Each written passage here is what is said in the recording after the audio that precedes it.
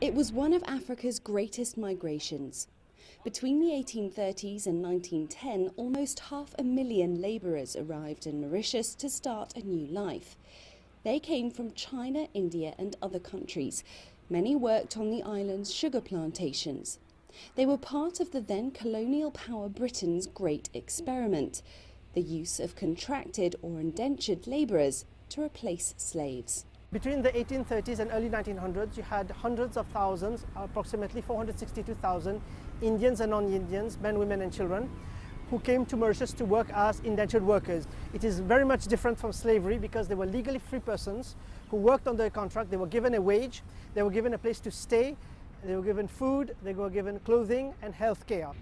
You have hundreds of thousands of Indians and non-Indian indentured men, women and children. They climbed these steps as they started their new life in Mauritius. The site spans over 1,000 square metres, but today a busy road cuts across it and less than 30% of the original area stands. Some key structures have survived though, like a courtyard and hospital block, but these need to be protected.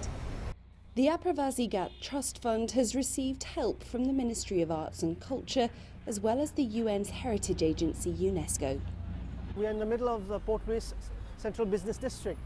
It is the center of the capital. There's a lot of development pressure. It is real estate worth billions of rupees. So one of the things that we have is the planning policy guidance, where we strike the right balance between development and preserving the historic and heritage cachet of the site.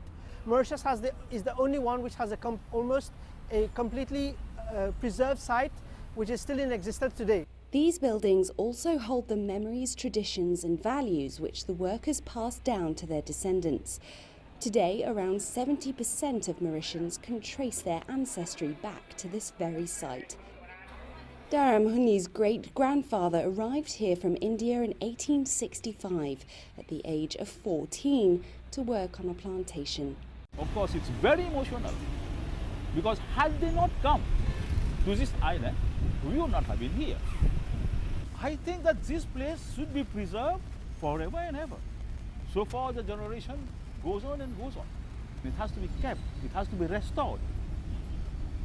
And I feel that since we have only one place in Mauritius, which shows how our great-grandfathers, how our ancestors, which way they came, don't destroy it.